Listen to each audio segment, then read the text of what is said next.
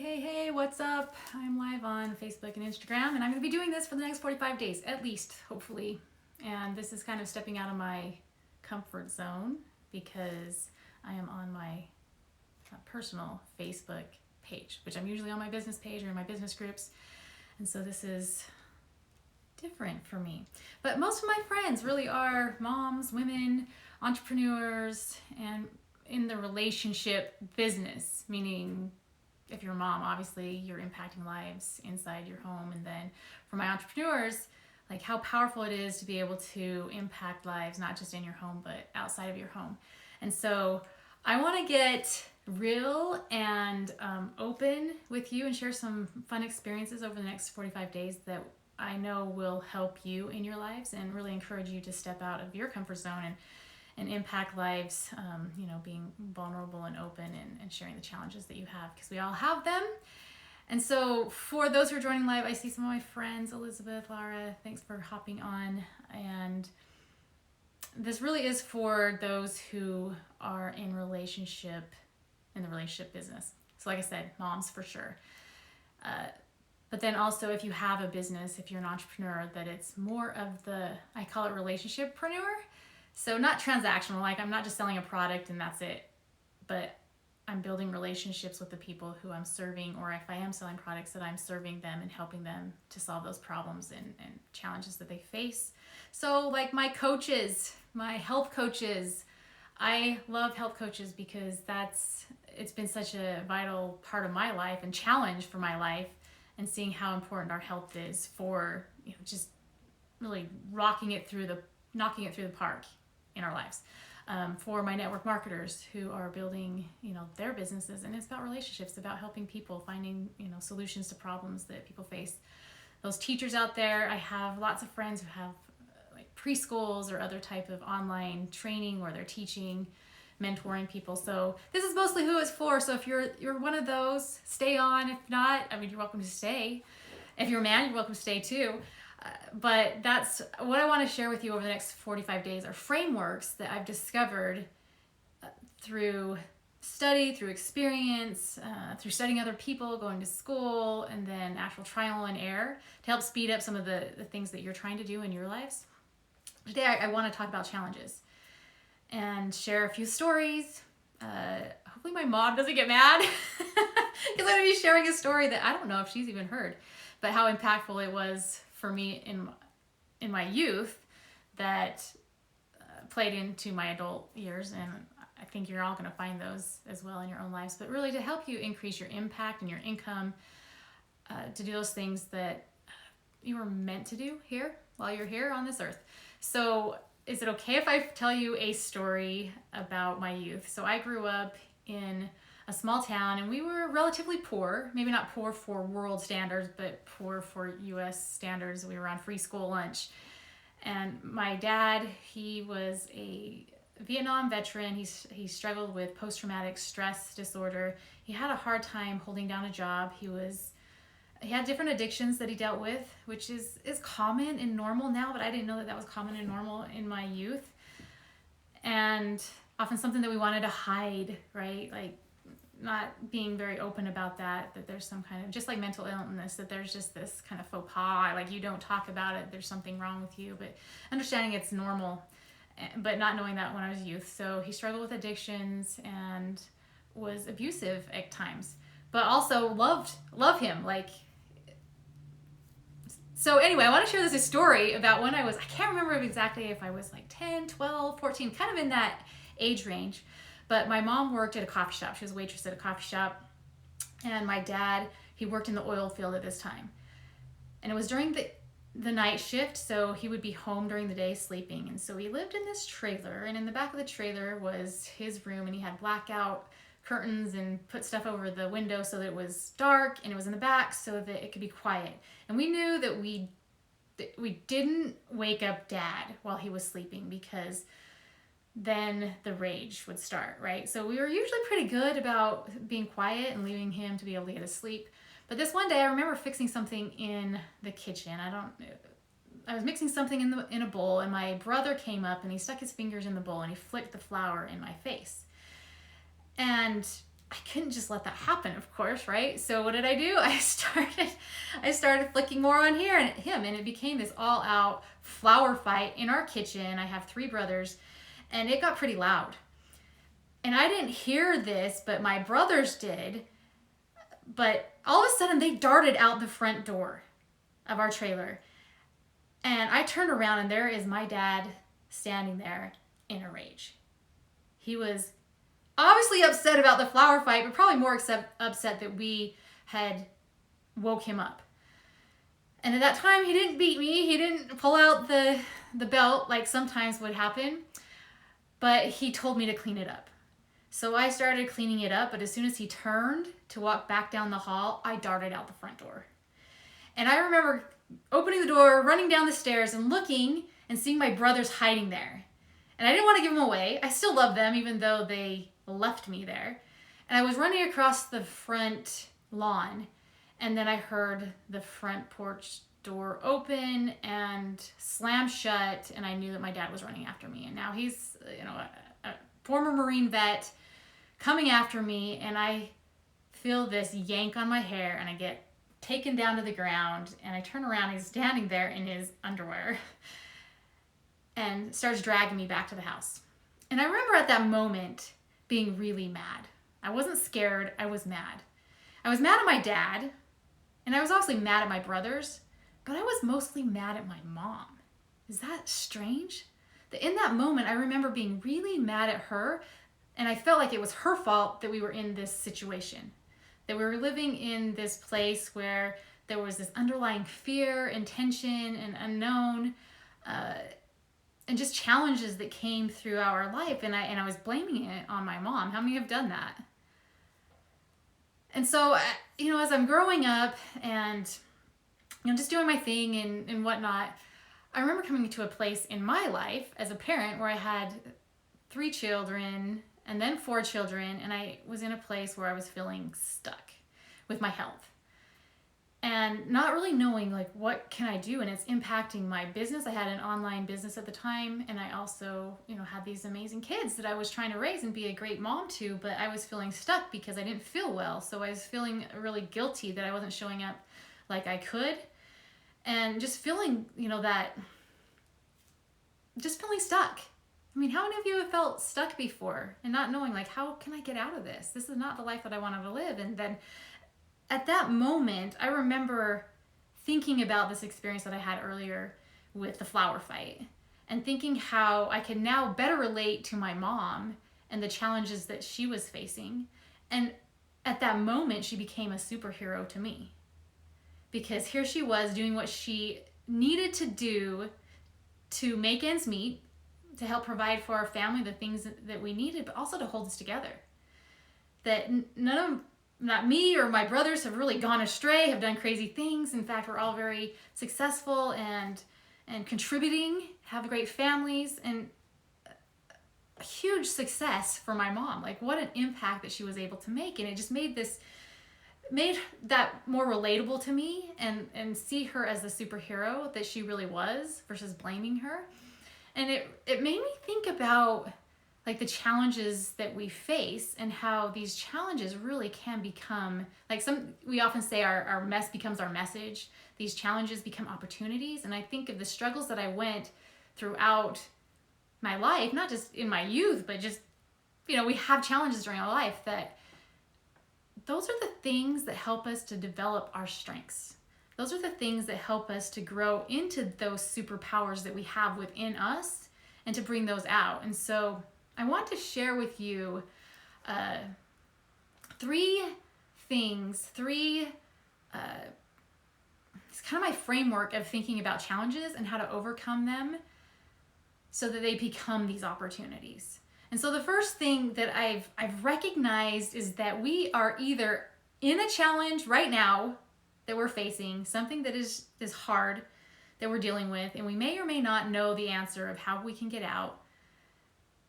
Or we have just left a challenge, we just barely overcame one. Things are better in our lives. Or we're headed towards a challenge, right? Maybe not foresee, we're not knowing what that is, but you can expect that something's going to happen. And so just that mindset in and of itself has been helpful for me to navigate life and navigate my business, knowing that it's never going to just be perfect. We're going to have these ups and downs. And so just expect that. We're either in a challenge, we just left one, or one is coming. And so that helps emotionally, mentally, to be prepared and mindful of life and where we're at.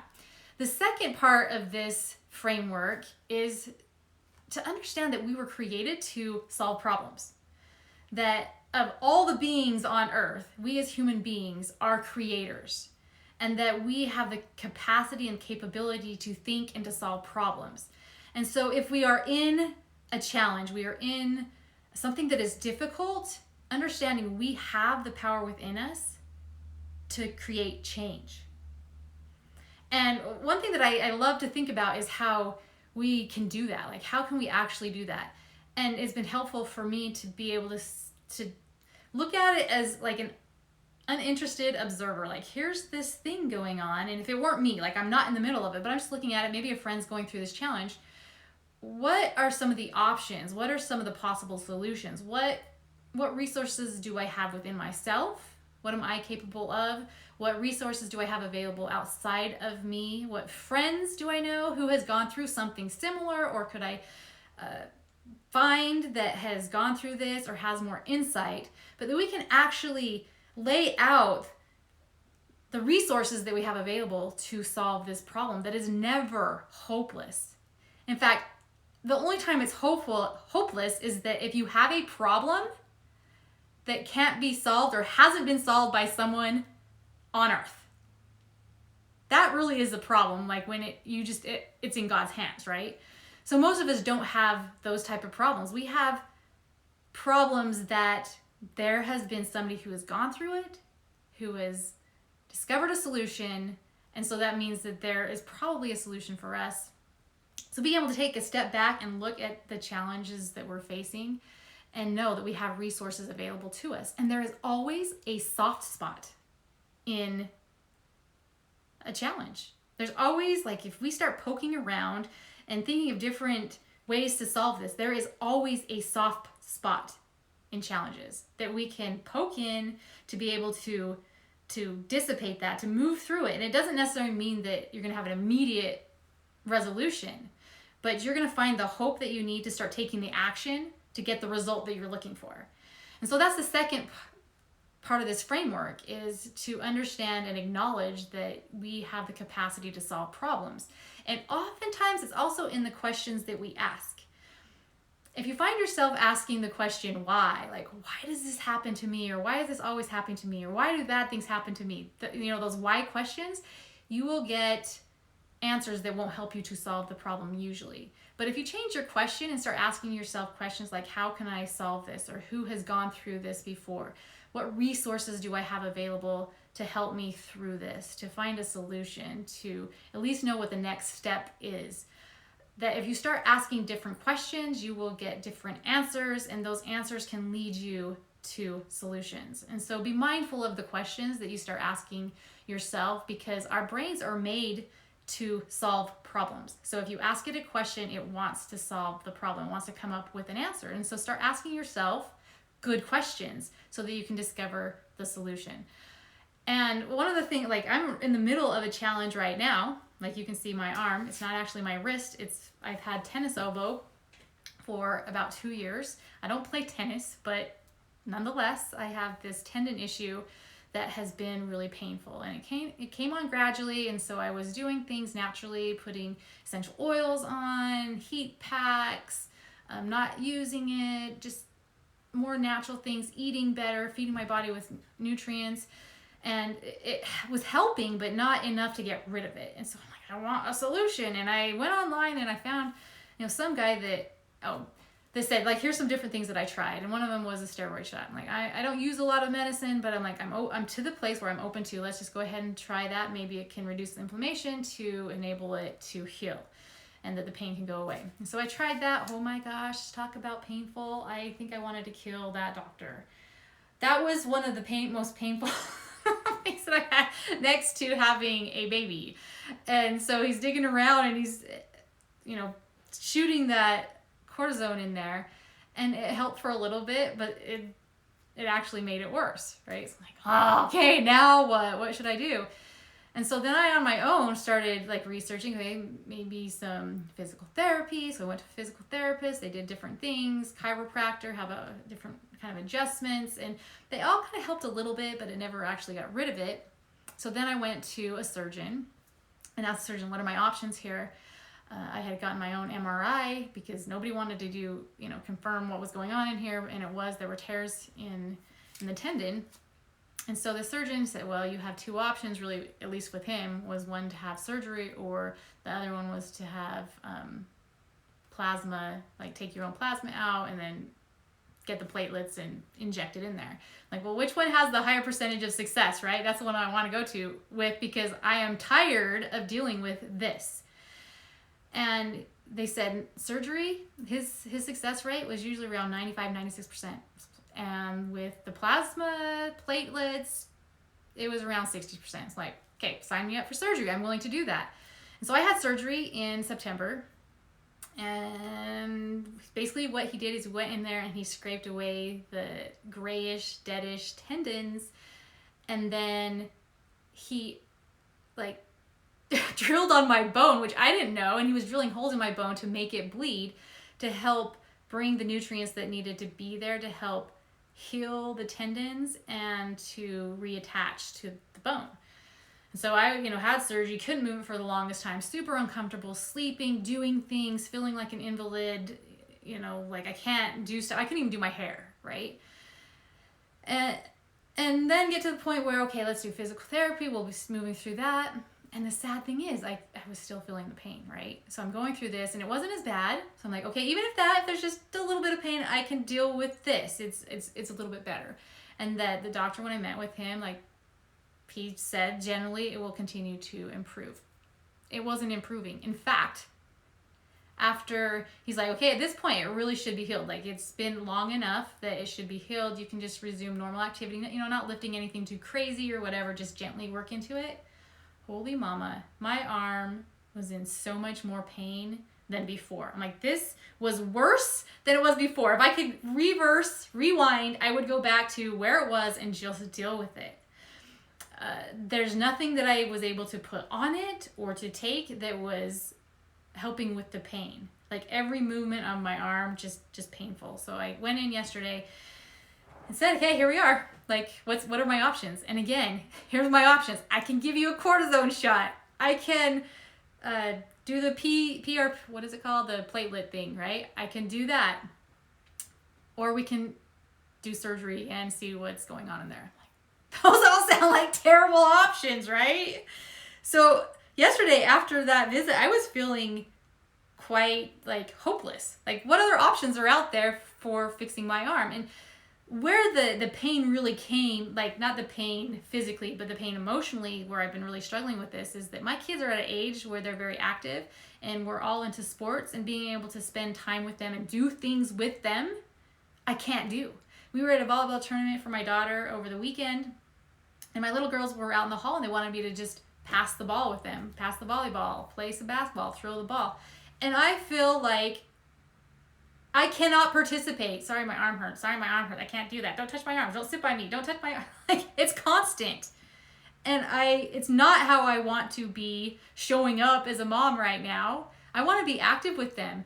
I have skills that I can teach them so they can be a better volleyball player, so they can be a better basketball player, so they can, just so we can have this fun together. And I can't do it and feeling like, will I ever? Is this how my arm's going to be? And so I opted to do the cortisone shot, right? Well, let's just start small and then we'll work our way back up. And in the meantime, I'm going to be pulling out, what are my resources? What are the other avenues? What people do I know? Who can I reach out to? Because maybe there is a solution that I haven't heard of. Maybe there's something that has a higher percentage rate than 60% on injecting platelets into my arm. And basically they take my own, they spin it down and they inject it. And apparently it's pretty painful. But I do know I have a couple of friends who have done that, and there are some that have done it without, it's actually come from an umbilical cord. Hey, maybe those are better platelets, right? These are babies. These are fresh platelets that are better than mine, because obviously I'm having a hard time healing. So in the meantime, that's what I'm opting to do, is figure it out. Like, there are options out there. I know that people have solved this, that they didn't just live the rest of their life in constant pain. But so basically what he did is he did the cortisone shot, and he was much better than the first doctor. I was preparing for having a baby with that injection, and it was very mild. The emotional pain and stress was far worse than the actual shot. And then he suggested getting this brace so that I wouldn't move my arm up here, which makes the muscles that pull on that tendon activate. So that's why I have this silly thing on. But basically, I'm in the middle of this challenge, knowing, okay, I'm in a challenge. What are my options? Who can I go to? What resource do I have? So I'm living it right now, right? So the third piece of this framework is finding the gift in the challenge. And sometimes it's the hardest to do when you're in the middle of a challenge, is to find the gift. Often it's easier after you're out of the challenge to look back and think about, okay, what did I learn from that? Like, how did I become a better person? What talents and abilities did I develop or strengthen? What relationships did I form? Because I have met a lot of new people through the challenges that I faced, that my life has been enriched by a lot of you who are showing up on Instagram and Facebook, that my life has been enriched because of the challenges that I've faced. And so even if you continue to go through it, like, you can have eyes to see the gift if you choose to do that.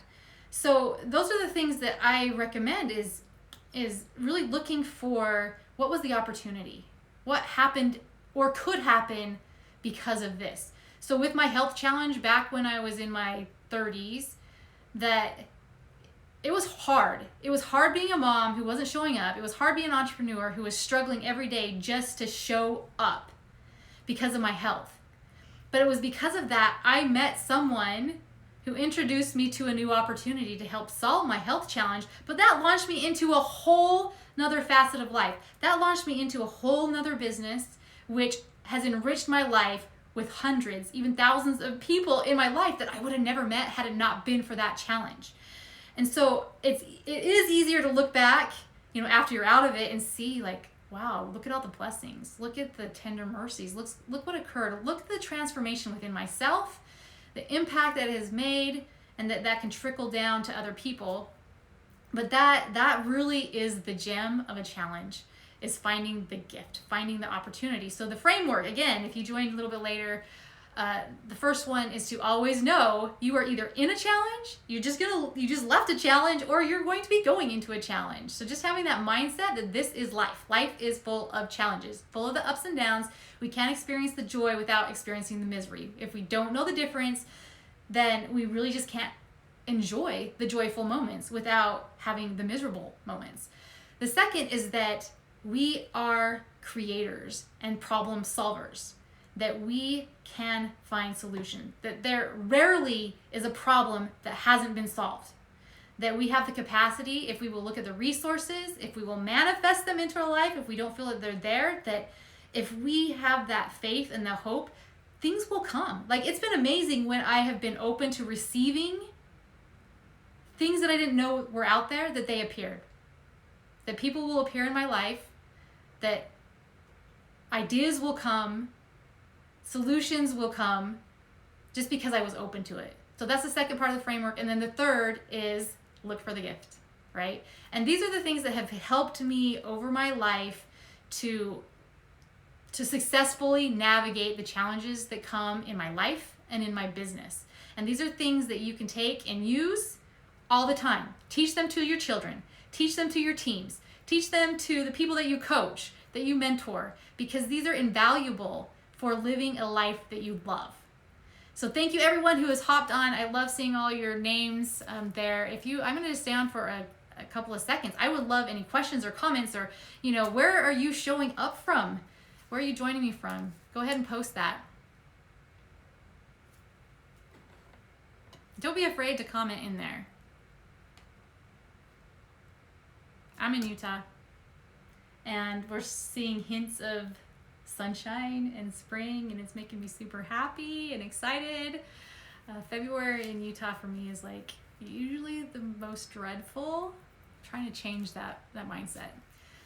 But where are you joining me from? I would love to know that. And what have you found successful in navigating your challenges?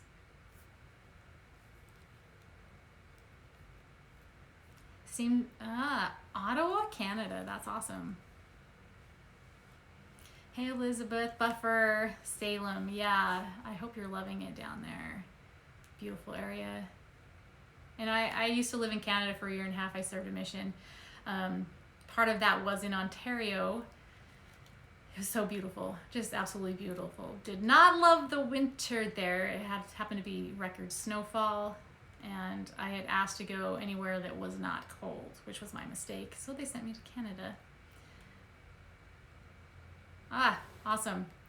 Well, I'm going to go ahead and hop off now, but if you haven't watched this, if you're just joining me later, I see Kyler. Oh my gosh, Kyler.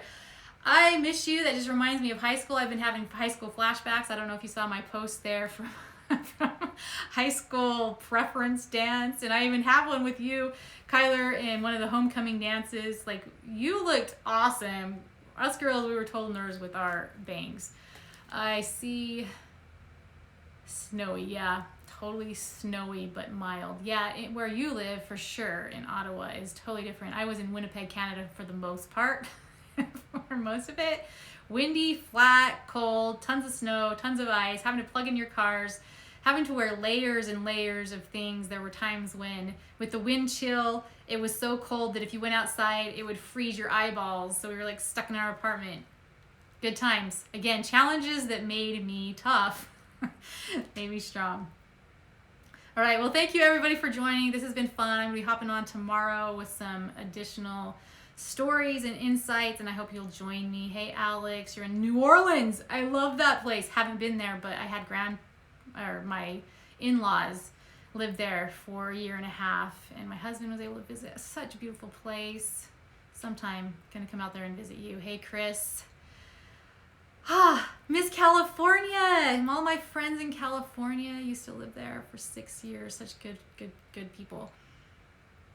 Awesome. Well, I'm going to hop off, and thank you for joining me. And if you just barely joined, I hope you'll watch the replay insights that have been really helpful for me. Thanks, guys. Have a fantastic day.